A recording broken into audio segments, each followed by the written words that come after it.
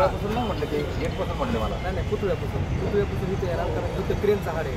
त्या हाडमध्ये मग त्या गाडीचं तसं होणार.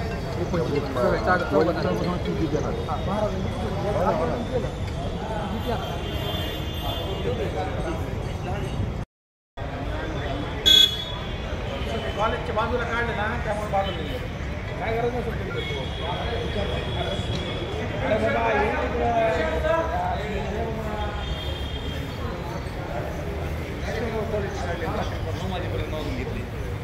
हॅलो मला काय वाटतं खास बीड शहरातील नागरिकांसाठी उत्तम ऑफर. उत्तम किराणा अँड जनरल स्टोअर येथे सर्व प्रकारचा किराणा, कटलरी, तेल, पान मटेरियल आणि पेंडीचे ठोक व किरकोळ विक्री केली जाते. महिनाभराच्या किराणावर उत्तम ऑफर. एक वेळ अवश्य भेट द्या. संपर्क जुना मुंढा रोड, बालाजी मंदिर जवळ, बीड. बीड ऑनलाईन ज्ञानभूमीमध्ये आपलं सर्वांचं स्वागत. मी ज्ञानोबा वायबसे. आज महाराष्ट्र राज्याचे उपमुख्यमंत्री अजितदादा पवार हे बीड जिल्ह्याच्या दौऱ्यावर आहेत. आज त्यांचा भव्य दिव्य जी काही सभा होती ती या ठिकाणी होणार आहे. त्याच अनुषंगानं खास या ठिकाणी व्यवस्था करण्यात आलेली आहे. आपण पाहू शकतो या ठिकाणी भव्य दिव्य असं स्टेज या ठिकाणी उभा केलेला आहे. त्याचबरोबर 1 क्विंटलचा हार त्यांच्या गळ्यामध्ये काही तासामध्ये पडणार आहे. त्याच अनुषंगानं भव्य दिव्य अशी स्टेजच्या समोर रांगोळीसुद्धा काढण्यात आलेली आहे. आपण रांगोळीसुद्धा पाहू शकता. त्याचबरोबर दुपारी या ठिकाणी मोठ्या प्रमाणावर महिला भगिनी येणार आहेत, पुरुष येणार आहेत. बीड विधानसभा मतदारसंघातील अनेक नागरिक महिला या ठिकाणी उपस्थित राहणार आहेत. त्या सर्व सभेला महाराष्ट्र राज्याचे उपमुख्यमंत्री तथा अर्थमंत्री अजितदादा पवार हे या सभेला संबोधित करणार आहेत.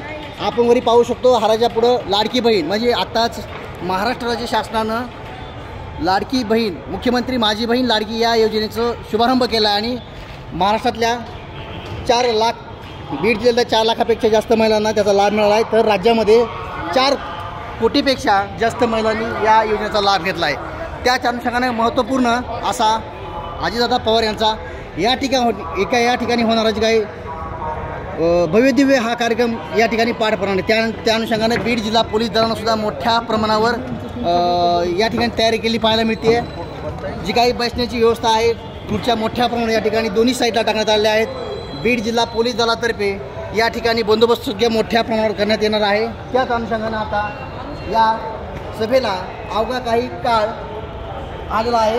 काही तासामध्येच या ठिकाणी राज्याचे उपमुख्यमंत्री अजितदादा पवार आणि बीड जिल्ह्याचे पालकमंत्री धनंजय मुंडे या ठिकाणी येतील आणि या सभेला संबोधित करतील. मात्र खऱ्या अर्थानं पाहिलं गेलं तर बीड विधानसभा मतदारसंघाचा जी काही उमेदवार आहे ते सुद्धा घोषित होण्याची शक्यता नक्कीच या ठिकाणी वर्तवली जाते.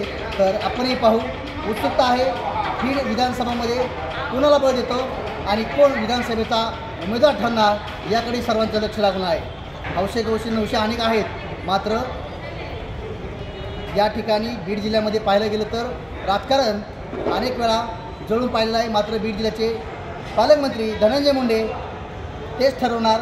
खऱ्या अर्थानं अजितदादा पवार फक्त हो म्हणणार अशी भूमिका या बीड जिल्ह्याची राजकारणाची पाहायला मिळणार आहे. येणाऱ्या काळात अजितदादा गटाचा आमदार व्हायचा असेल तर धनुभाऊ सांगतील तेच या सभेच्या ठिकाणी नक्की होणार आहे आणि तेच लोकांना पाहायला मिळणार सुद्धा आहे. मी ऑनलाईन ज्ञानभूमीसह ज्ञानोबा वायबसे, बीड. जाहीर आवाहन. अँटी करप्शन ब्युरो बीड तर्फे जनतेसाठी अतिशय महत्त्वपूर्ण आवाहन. बीड जिल्ह्यातील नागरिकांना आवाहन करण्यात येते की शासकीय कामाकरिता लाच मागणाऱ्या लोकसेवकांविरुद्ध तक्रार असल्यास लाचलुचपत प्रतिबंध विभाग बीड या कार्यालयाशी संपर्क साधावा. संपर्क शंकर शिंदे, पोलीस उपाधीक्षक, बीड. संपर्क क्रमांक 93 55 100 100.